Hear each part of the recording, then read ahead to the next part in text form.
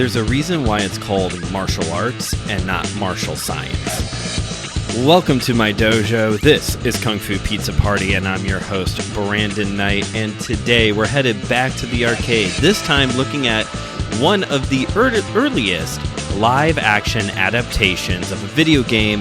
This is 1994's Double Dragon. Here on KungFuPizzaPrty, I seek to deliver high-flying action in 30 minutes or less and serve up some wisdom one slice at a time.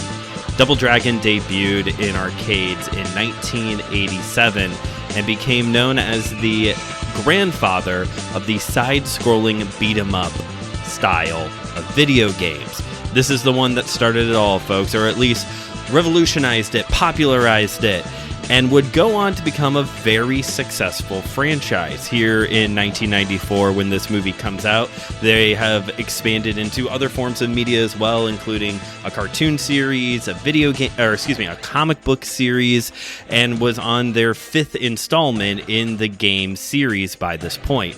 And the series lives on. Just last year in 2025, another installment in the Double Dragon franchise dropped.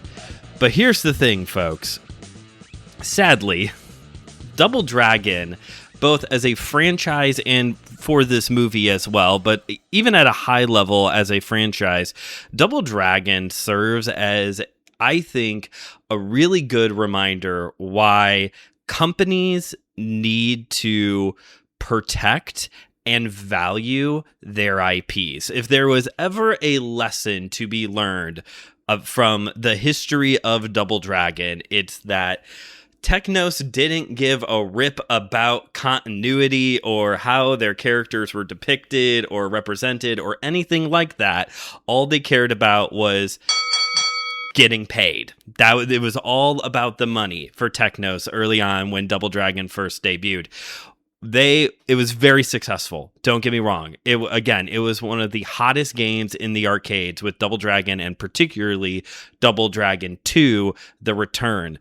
But by the time you get to the third installment, yes, 3 games in with Double Dragon 3, The Rosetta Stone, yes, that is the actual name of that game, the wheels were already starting to fall off the wagon, because as the game would get ported to other consoles and also just some changes, or not even changes, but just decisions that were made for the third game, likenesses being changed, the addition of a third brother that was never seen after that game.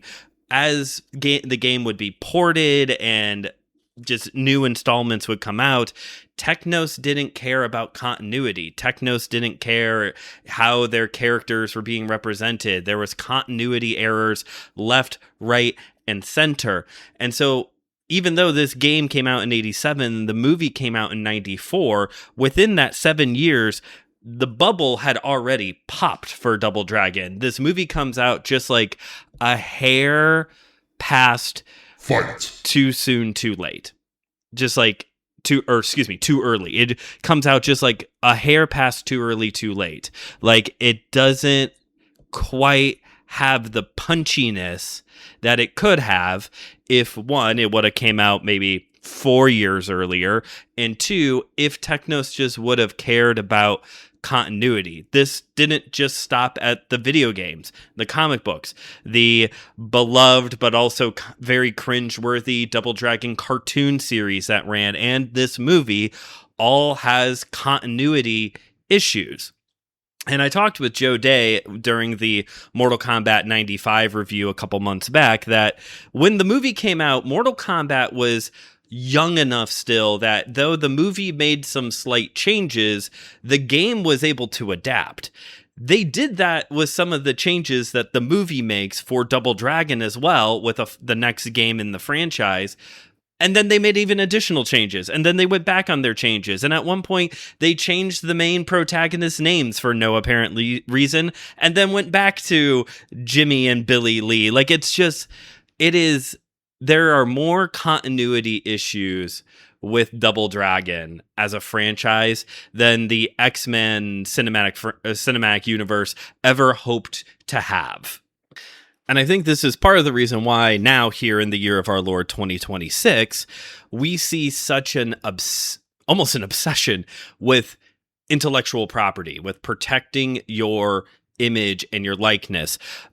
Just going to skirt right past all the AI protecting your image because of AI part, and just go straight to how often you hear about these mega billion-dollar corporations like Disney or Amazon trying to buy up and merge as many things as they can so that way they can make more money by having the most powerhouse intellectual property library possible, or in the creator economy, which I guess I do technically fall in as a content creator, as a podcaster. Like, being able to own your show, own your content, and be able to monetize it to give your fans what they want, to be able to use something like Kickstarter to have crowd-funded support to make the independent projects that you want to create. Even back in the 90s, though the comic book bubble burst during that time period, that is, the late 80s through the 90s is when we see the growth in the independent comic book publishers, with Image and Dark Horse and a lot of others that didn't survive the comic book crash. But this emphasis on creator owned. If you created the characters, you own the characters. We, the company, don't own the character. You own the character. So this is like the big lesson I have gleaned from learning about Double Dragon, is that things could have been so different and so much better, even though there's still games that do come out. Things could have been so much better for this brand, for this IP, if the people just cared. It's so interesting that at one point in time, and this applied to comic books as well, that when it came to children's IP, superheroes, video games early on, things like that, it didn't matter. All that mattered was put something else so people can buy it.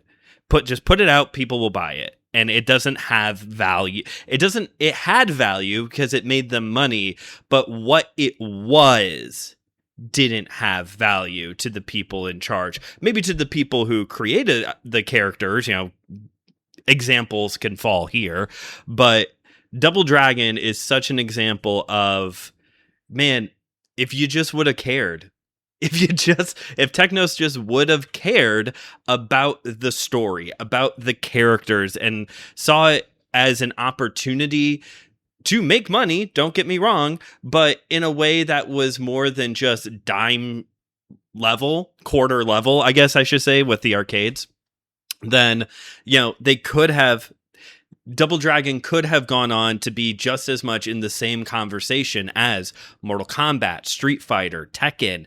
Double Dragon was slated to be like the fourth big one during that time period, but because of just a lack of concern for their own money-making product, it floundered. They dropped the ball.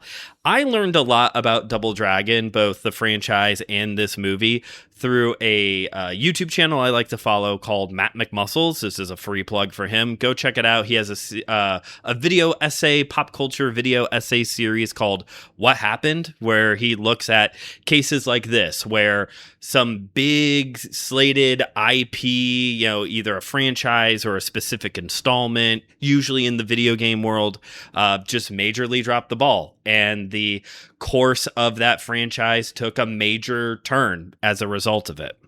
Along with being the grandfather of the side-scrolling beat-em-up, it is also believed that Double Dragon may have also been the grandfather of microtransactions in gameplay. You know how in some games there'll be like a shop that you can go to and you use in-universe currency or points or trade items in order to get power-ups, potions, heals, whatever. Yeah, in the arcade of, I think it was Double Dragon 3, there in the arcade game, there was a shop that you could go to, but instead of using in-universe currency or points, you had to deposit quarters in order to purchase power-ups. It was microtransactions, which to me, that is like the biggest writing on the wall, that this was in a way doomed to fail. I'm happy that it's still around, due in part to the fact that I think it would be really cool to see another attempt at a Double Dragon series or movie. Lord knows that with all the continuity differences, they could very easily do a comic book series, Double Dragon across the multiverse, multi-dragon, multiverse dragon, whatever you want to cool title you want to give it, where it just kind of deals with all of these intertwining storylines and characters and tries to like stick them all together into one actual, like, this is the official continuity now. Like, it's right there. People will eat that up, right? But let's get to the actual movie now. I'm doing a little bit of a both of this is Double Dragon and this is the movie. So like I said, in 1994, Double Dragon, The Power of the Medallion, or just Double Dragon for short. Seriously, nobody ever until this very moment has said the full name of the movie. The full name of the movie is actually Double Dragon, The Power of the Medallion. Although I did not see that on any posters. I did not see that printed in the film at all, but that is apparently the full title, but everyone just calls it Double Dragon. So this movie came out in 1994, and as I said, Technos was very hands-off with their intellectual property. So when it came time to make the movie, they were hands-off. There was no representatives from them on set overseeing the script, overseeing the production. None of them were producers. Like, it was, okay, thank you for the check. Have fun with the movie now. So what ended up becoming of this movie then? Well, it's an interesting sundae. I keep picturing it as like an ice cream sundae of just like how we got this movie in the first place. Because there is this factor of like, even though it was maybe like a hair past the due date for their popularity, they're going to sign off on a movie and then be completely hands off. So then somebody had to write a story, and that somebody was Paul Dini, the guy from Batman the Animated Series. And yet somehow whatever story he wrote, which I guess there's not much out there on what his story originally was, the producers and all of that didn't quite care for the story.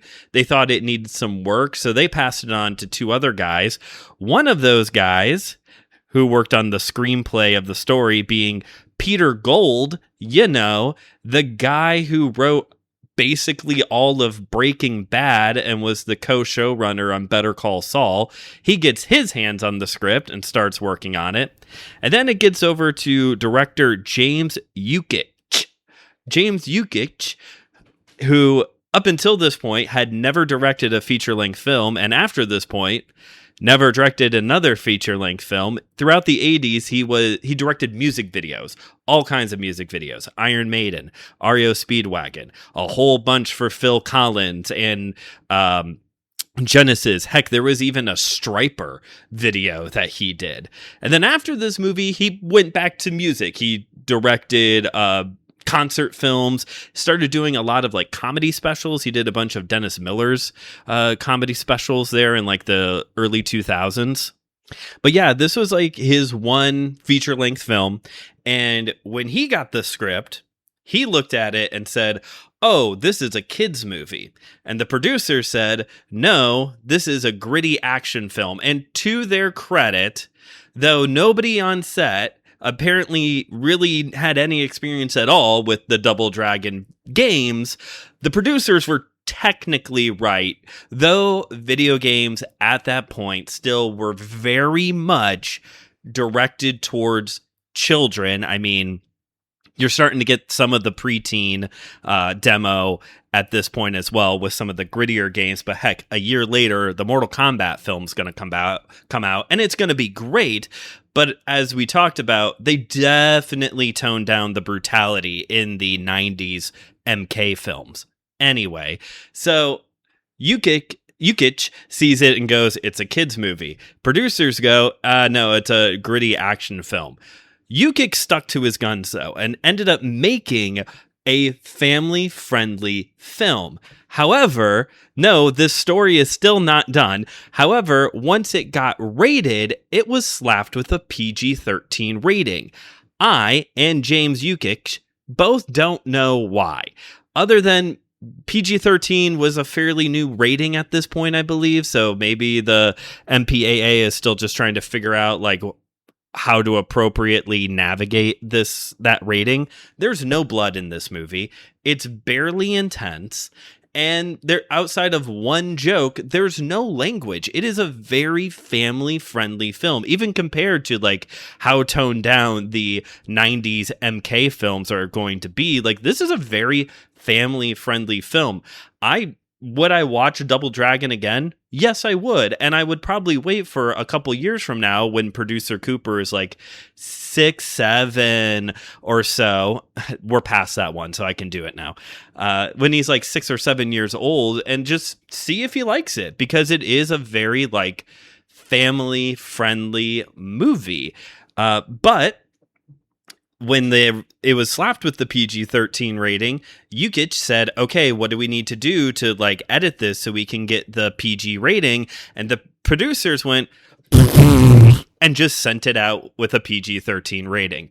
Now, that rating and the fact that it was technically a family film but slapped with a PG-13 rating is the reason that is usually given for why this movie bombed. It was budgeted right around $8 million, but it only pulled in half. It was like a little over $4 million. And it's because of this whole, well, the rating was off for what was supposed to be a family-friendly film. But here's the thing, folks. I don't buy that. You don't buy it either. Because we all know, yes, there are some parents who are very overprotective of what their children are allowed to watch. But then there's other parents that are like, if they want to take their kid, if their kid wants to go see a rated R movie and they want to go too, they're going to take them. When I saw Mortal Kombat 2 last month, there was like a 14-year-old kid there with his dad. What would he be? My second cousin. When Logan came out, he saw that in theaters. He was like 8 when that movie came out. If somebody wants to go see a movie and the parents are cool with it being, rated a little bit above the suggested rating, they're gonna go take their kid to see the movie, Like, it's a guideline. It's a suggestion. Okay, rated R, maybe a little bit stronger, and obviously beyond that. But, like PG, PG-13, it really is up to the discretion of the parent. It really might be more to do with the fact that people may not have wanted to see a Double Dragon movie by that point. That being said, one thing that you cannot take away from this movie is the cast and the acting. It's very good. I genuinely, it's a shame that people slept on this movie because it's good. I don't think it's like a hidden classic or anything like that, but it's a fun movie. It's an enjoyable time. It is extremely 90s, I will tell you that. Still to this day on Rotten Tomatoes, Double Dragon rocks a lovely 13%, and a lot of people critique this movie nowadays because of the dialogue. It's just a bunch of cheesy one-liners. But here's my thing on that, folks.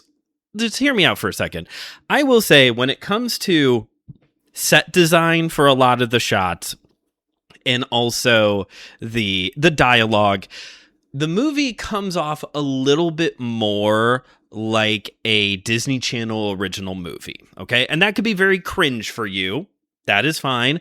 I, for one, grew up on Disney Channel original movies. I grew up on DCOM, so there was something kind of familiar about it. Like, it definitely doesn't feel like a major motion picture. It does feel like more like a TV movie, like a DCOM, and that's fine. I mean, it's not good for theatrical releases, but it's fine for a family film. And yes, there are a lot of one-liners in this movie.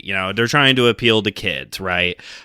There's also this ongoing bit that the two brothers, Billy and Jimmy, have where they look at each other and scream a lot. And that does feel very Disney Channel, and it does get a little old. But again, it's for kids. It's a movie for kids. And it was funny the first few times. Here's also the thing about one-liner dialogue. Bo Burnham has a bit in his Make Happy special where he talks about how he thinks it's weird how some people see country music as just inherently dumb, but when Bruce Springsteen writes a whole album about a turnpike, that's art. To use that here, why is it when a kid's film has a bunch of one-liners, it's cringe or bad dialogue or a bad movie? But when Schwarzenegger stabs a guy up against the wall and says, "Stick around," that's good. That's enjoyable. I get it. The family-friendly kids film is probably going to have more one-liners, more groaners. But why is it when Stallone, Schwarzenegger, Steven Seagal do these like one-liners in their films that it's like cool and edgy, but when it's in a kid's movie, it's eye roll groan? I gotta watch my time because we're here at like the 20-ish minute mark. So I did mention that it's a really good cast. So let me tell you about this really good cast. First and foremost, our antagonist here is played by Robert Patrick, who is just coming off of his performance as T-1000 in Terminator 2. He was the big catch for this movie. We also have the brothers, Billy and Jimmy Lee. Billy is played by Scott Wolf, and Jimmy is played by Mark Dacascos, who is probably most known for being the chairman in American Iron Chef, but has also been in things like Woo Assassins and Agents of S.H.I.E.L.D. and is a real-life martial artist, and it shows. It definitely shows in this movie. The combat is there. The combat looks a lot like a Power Rangers fight, okay? It's a lot of like parkour, gymnastics, flipping, and some basic kicks and punches, but Mark's kicks look really good in this movie. As I said, every installment ever of Double Dragon gets different things, different continuity changes. One of those for this movie is the fact that it takes place in New Angeles, a earthquake shattered Los Angeles, and the government was like, yeah, good luck with all that. And now there's just like all these gangs that infiltrated New Angeles, and the local government made an arrangement where the gangs can be out at night, but not during the day, and the civilians can be out during the day, but there's a curfew, so that way the gangs can do whatever they want. None of that is in the video games, by the way. None of that. Also, this takes place in the future of 2007. Why did movies used to do that? Why is it that they would set dystopian films like 10 years down the road, punt the ball so far down that you will be long dead before you actually get to that year in your movie? But one of the good changes for this movie, I think at least, is Marion. So Marion is the damsel in distress character in the games and the love interest. She still plays the love interest here in this movie, but she is the capable leader of a vigilante group that goes out at night to police the gangs a little bit to make sure that they're not getting into too much trouble and causing too much damage. She is played by Melissa Milano. Milano is most known for her roles in Who's the Boss, Melrose Place, and Charmed, and was one of the big movers and shakers and ralliers of the Me Too movement in 2017. She's like a real world baddie, y'all. Like she took to vigilante work in Twitter to, bring down horrible people in Hollywood. Good job. So is Double Dragon a forgotten classic, an overlooked classic? No.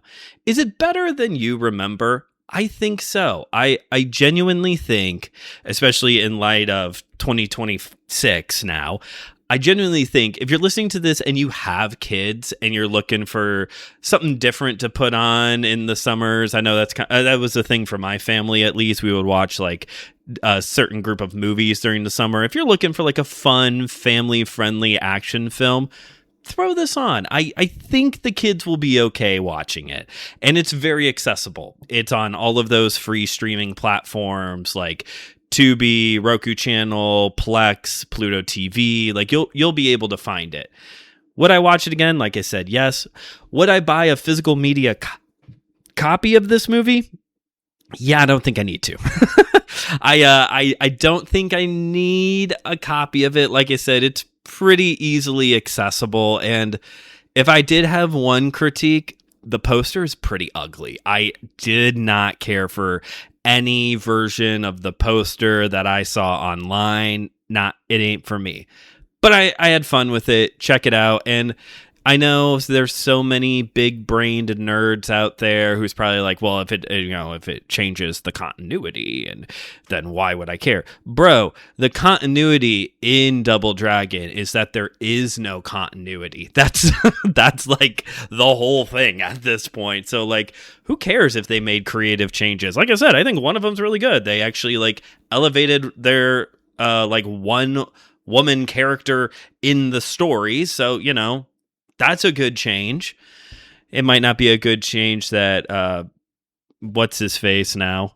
That Robert Patrick plays a guy who thinks he's a reincarnated Japanese warlord. That might not be a good look, but he even said, hey, he even said that, like, yeah, it wasn't very good. Everybody said, yeah, this movie wasn't very good, even though they all went and saw the Mario Bros movie and was like, surely to goodness we could do better than this, and they didn't think they did. I do think they did, but he did say that, like, in his career up until that point, and really virtually beyond that, like, he always plays villains, but this was like the one and only time he got to play like a fun villain, like really got to ham it up, and it shows.